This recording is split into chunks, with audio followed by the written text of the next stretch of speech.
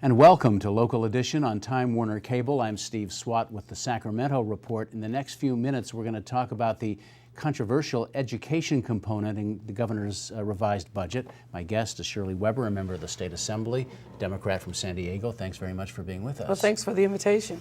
And most of the controversy surrounds the education funding formula that the governor wants to implement. He's getting a lot of pushback from some members of the legislature, and this would add more money to those districts that are more impoverished and that teach more English learners. That's absolutely correct. I mean, the governor has, first of all districts are going to get more money this year than they've gotten before, probably about $1,500 more per child than they've had in the past because of the improved budget situation in which we find ourselves.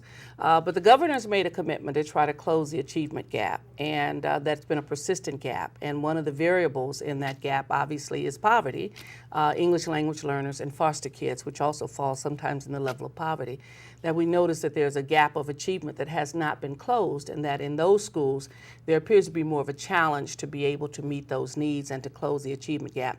So it has become very controversial between obviously schools with high levels of poverty with English language learners and those who are more suburban districts that don't have that same level of challenge. Some of the suburban legislators are saying, look, our schools suffered during the recession also. I mean, we had to fire teachers.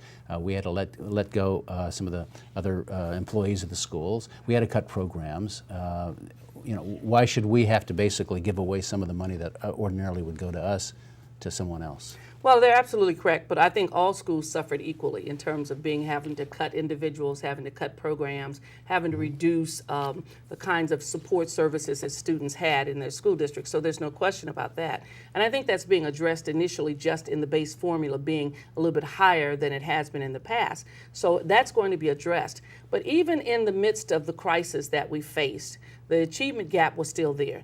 That we didn't notice that because we didn't have all the funding in every school, that our more affluent communities, the achievement level did not go down. The level of support either from homes or communities was a lot richer, more supportive, and therefore we didn't see the gap. We didn't see the more affluent communities all of a sudden fall and drop. This gap has been persistent, and it really is very much a part of California's future and the national future to be able to educate these children. We're told that if we're to survive in California as a state that's going to meet its challenge of technology and employment, that we have to have 2 billion more college graduates by 2020, 2 billion more than we expect. That 2 billion, according to the educational analysis, will come from those communities that we've left behind, the English language learner, those who are poor. So if we're going to meet that need, we're going to have to do something extraordinary to meet that need, and closing the gap by enhancing the formula for those kids would actually make quite a difference. Of course, the Department of Education sort of threw a monkey wrench into this when they came out with a report recently that said more than half of the districts would get less money than they otherwise would expect or be entitled to under existing law. Well, in other words, if we basically didn't do the formula, yes, they would get more money, but they're getting more than what they got last year, and they're getting an increase back, and we're trying to move back to the 2007 level of funding that's there. So basically, schools will get more.